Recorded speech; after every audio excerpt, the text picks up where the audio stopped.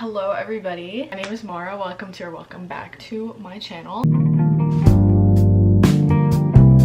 Today I'm doing a reading vlog for a book that I actually already read. I'm filming this intro after I've already read the book because I realized that I never filmed an intro to this video. In the last like 2 days I read sequel to If He Had Been With Me, If Only I Had Told Her by Nowlin. I really wanted to like document my reactions and kind of do a spoiler reading vlog because I really wanted to first of all just film that type of reading vlog because I've never done that before, but I also just never feel like I'm involved like when there's a new release. I feel like I'm always late to reading it, and so I really wanted to hop onto this as soon as it came out. This is the cover, she's gorgeous, and then I tabbed it up a bunch, as you can tell. I just thought it'd be fun to kind of like showcase my reactions because I had been waiting for this book for months and months and months. I read the first one about a year ago, so I've been really looking forward to this one. Again, I'm gonna emphasize this does contain spoilers. If you don't want to read this book but you read If He Had Been With Me, you can watch this video and then, you know, maybe seeing my reactions will make you want to go and read it yourself. But if you have not read this and if you have not read If He Had Been With Me, do not keep watching unless you want things spoiled for yourself, because I definitely will be including spoilers,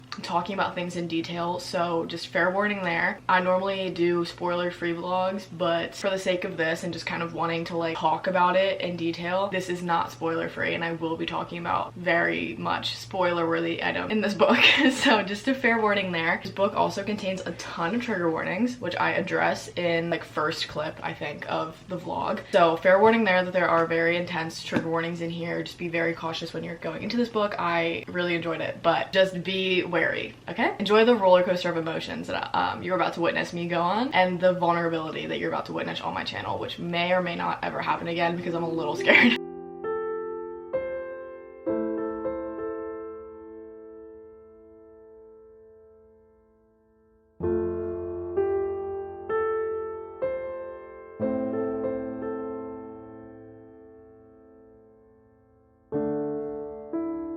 I'm now officially starting If Only I Had Told Her, and I am really nervous. I'm not sure when I read If He Had Been With Me. I know it was last year, but I think it was like August. I really liked it. I gave it 5 stars. The only thing is I don't remember like if there are trigger warnings and content warnings in If He Had Been With Me besides like death. So opening this and seeing the content warning being death, depression, suicide, and pregnancy, I'm like, first of all, where did the pregnancy come from? Second of all, unfortunately, we already knew. The depression and suicide is like a little alarming. Like, I'm a little nervous here, but I'm assuming everybody watching this video has either read this book, and in that case you already know the trigger warnings. But if you are watching this and you're not sure if you want to read it, just keep that in mind. But the first chapter starts out in Finn's point of view, and I'm a little nervous, but I'm so excited. Like, I'm excited, but I'm really scared. I'm like really scared. I've never been like this emotionally scared for a book before, but I'm like so excited at the same time, which feels wrong, but I am excited to read this because I've just been waiting for it. I'm not gonna do updates every chapter, but because I finished the first chapter, I feel like it's necessary that I give some input so far. I've already tabbed it up a little bit. I don't know if you can really see because some of them are really light, and I have like a dark red one. And if you guys watched my last video, I talked about how I tab my books, and I said that the darkest color is always smut. But because there's no smut in this book, I made the darkest color the saddest color, the second lightest color the happy, like, cute stuff. But the thing is, like, anytime there's something happy and cute, I'm like, well, it's happy and cute now. Like, I know what happens because this is before the event happens, you know? Also, just like being in Finn's brain and seeing like how he speaks about autumn is so painful. This is on page 3. It says, "We weren't touching, but it feels like the atoms between us were warm with my love for her." And then we go to, "I allow myself the brief luxury of gazing at her face. It is cosmically unfair how beautiful autumn is. It puts me at such a disadvantage. Her brilliant, goofy brain was already enough. Why must she have a perfect face too?" And then this is cute, but I gave this the dark, sad tab because we know what happens. It says, "We both know I'm avoiding the real question. How am I going to live the rest of my life in love with Autumn Davis with no hope of reciprocation?" And I already feel like I need to take a break because this is like a little bit too much. Like, I was gonna listen to music, but that will definitely make me cry. I've never cried reading a book before, and I kind of want to, but I'm not sure if this is the one that I want to cry to because like I'm going to sob. So I don't know if I want to do all that. No, I am liking it so far. I will say maybe it's because right now I'm in like a teenage boy's brain. Like, one second we're talking about like how in love he is, and then the next we're talking about like his penis. Maybe it's because I'm in a teenage boy's brain right now, but I'm hoping it doesn't continue talking about that. This is like a heavy book, so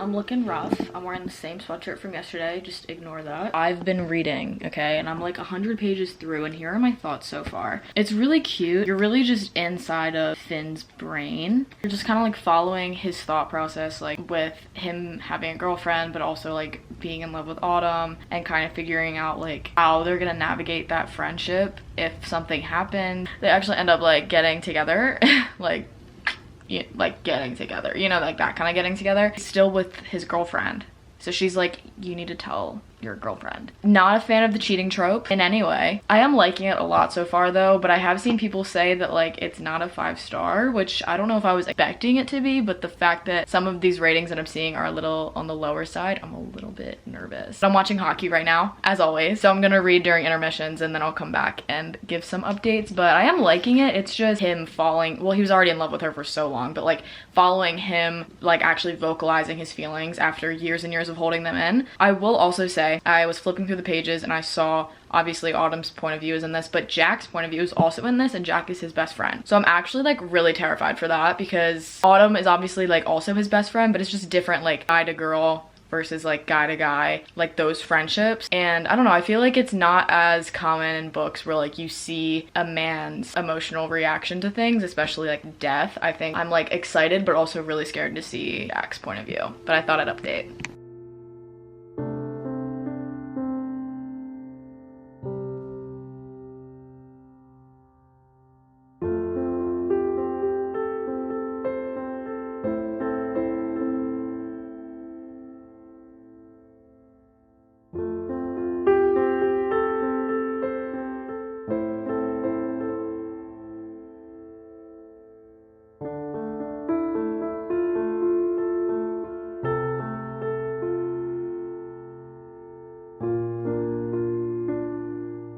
Hey, I'm like not embarrassed because like yes, it's a book, but that just shows that like the writing was so good.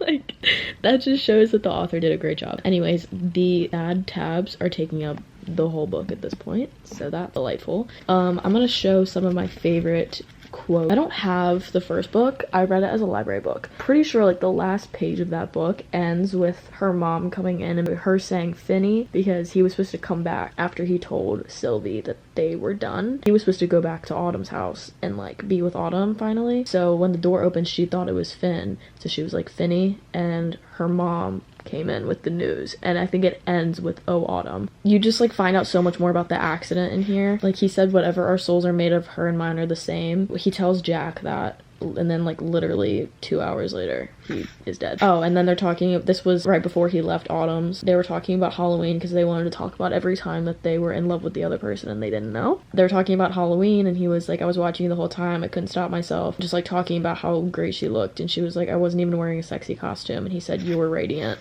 Like, I'm sick to my stomach. I think picturing it is what really upset me, and then also the fact that, like I mentioned in the beginning of this video that they were like 16 or 18. They are like 18, 19, like about to go to college. I think what really upset me is just like all the quotes, like all his friends saying like he's only ever gonna be like at most 18 years old, like he didn't grow up, like everything that he had to do, like stupid chores like getting his oil changed and like having to go get a haircut, like he's never gonna be able to do that ever again. The perspective of the different characters I felt like was really executed well. Just the idea of grief and like the mom not wanting to like move his pair of like dirty jeans that were laying on the floor. Autumn kind of shutting down in private, but like in front of other people she's like a little bit more like, I don't want to say put together, but she is a little bit more like putting on a brave face type vibe, but then like in private she's like really struggling, obviously. I'm really enjoying reading Jack's point of view, actually. In the chapter I just read, he's talking to Alexis, and Alexis is kind of being a bad friend to everybody. She's like, oh, like me and Sylvie like got in a fight, and then like blah blah blah, but you know, she was at the hospital, and like I, you know, obviously I cared. Sylvie isn't my only friend, because other people were like sad about everything, but she wasn't there for Sylvie. is Jack's point. Jack said, "It would have been nice if you had said something to acknowledge that he was my best friend, Lex." Just like the fact that, like I said before I got to his point of view, like I was hoping it like really talked about him grieving and his emotions, because I feel like always like assumed that like the man has to be okay, and especially the fact that these are like 18-year-old kids. I was really looking forward to like how eloquently things would be said, because they are still grieving, and like this is probably the first death that any of these people have experienced, and it's somebody that's like so young and like a freak accident. So also like the stages of grief, like I feel like, especially because we're in Jack's point of view and that happens immediately after Finn's, like he's kind of going through everything, like the shock, and like right now he's like angry, and he like tries to like accuse Sylvie of like almost setting it up, because he was like, why wasn't your seatbelt buckled? Like, how did you fly through the windshield and land on the ground in a pile? And he came out to save you, and he was fine when the crash happened, and then got out and was electrocuted because it was pouring rain. Like, how did that happen? How did he die tragically and like this insane thing, but you flew through the windshield and you were fine? I don't know, I just feel like the way it's being executed is really like really interesting and really sad. Obviously, like I've never cried reading a book before. I was like bawling for like 20 minutes, so that's gonna be fun to edit. It's me again. I just filmed the intro for this video, and now I'm filming the outro. As I was reading this book, I was reading Finn's point of view. I was like, this is a 5-star. Like this easily, if it like continues going this way, this could easily be a 5-star. You saw my emotions. I was crying reading this book, which never ever happened. So the writing of this was really beautiful and made me cry. I will say this is a 4-star. Finn's point of view, I love. It shows a lot of obviously his emotions, his feelings, his perspectives on life and the incident that had happened. Jack's point of view was really interesting because it was just a new point of view that I don't think we saw at all in the first book. And again, I'd spoke about this multiple times. I just really enjoyed seeing like the best friend grieving, but like that sounds really bad. I liked seeing the vulnerability of the male best friend having emotions, because usually that's not something super prevalent in books, is like men having emotions. So I really enjoyed seeing his grieving process, and I also felt like his grief was like really well executed, and I felt like the shock and confusion and anger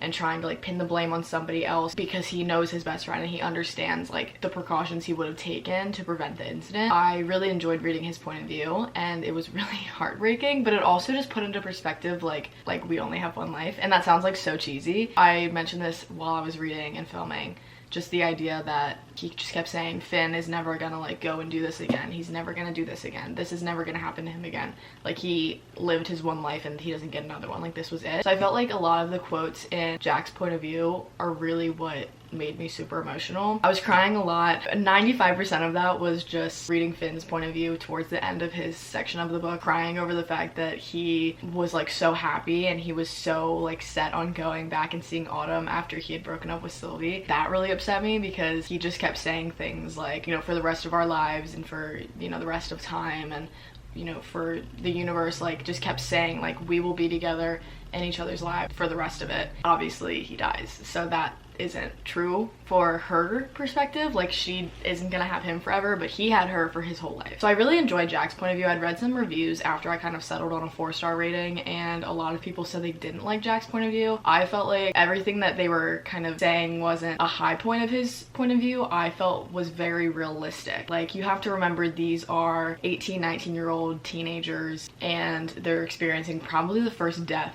they've ever experienced, and it's somebody so young and it was such a tragic thing. So I feel like the reactions out of these characters was very authentic and real. I will say, however, a lot of Autumn's point of view covers the fact that she is carrying Finn's baby. I actually really enjoyed that plot because I felt like the pregnancy trope was done well here. Pregnancy was a content warning here. I wasn't for some reason expecting it to like I wasn't expecting it to be Autumn. Maybe it's because I was so focused on like everything else happening that when she was like I'm pregnant and it's Finn's, I was like, okay, this obviously makes sense, but at the same time like I wasn't prepared for it mentally. I will say something that I think made it a 4-star was the fact that I felt like Autumn's grief in this book was covered more in Jack's point of view than her own. Her point of view was more so about moving forward in the future and like setting up her life for the baby, and I just felt like everything we had kind of heard about her grief was through Jack's point of view, and just like things where he was like, oh, like Autumn's depressed or Autumn's going through this. I felt like because the first book ends off in Autumn's point of view like finding out that her best friend and like the love of her life just died. I felt like I was expecting there to be more grief from her perspective in here, so I was a little disappointed in that. I still enjoyed her point of view. I just wished that there was that element to it because I felt like that would have really like wrapped everything up. I obviously appreciate like her optimism and like her being hopeful towards the end of the book, but I will say really was interested in seeing more of like how she found out, because obviously like the first book ends off, as I mentioned earlier in the video, her mom comes in and she thinks it's Finn, so she goes Finny, and then her mom comes in and she goes, oh, Autumn, and she's about to like tell her. Like I almost wish there was more of like that scene continued to kind of feel like it was full circle to the first book. All in all, I still really enjoyed this book. I highly recommend it. Definitely be prepared because it's very sad and I've never cried reading a book before, and this ripped me to pieces. It was really just the fact that it's like teenagers in love and they were just so hopeful for their lives, and then like something so tragic happened and it's so heartbreaking. But I do really recommend this book. Thank you guys very much for watching. I hope you enjoyed this video. I'm gonna do another spoiler reading vlog this week, but I do have plenty of other like spoiler free ones, so if you're wanting to read with me or you're wanting some spoiler free vlogs, I do have plenty of those. Thank you guys very much for watching. I hope you enjoyed watching me cry. That was fun. Thank you guys very much for watching, and I will see you guys when I see you. Peace and love.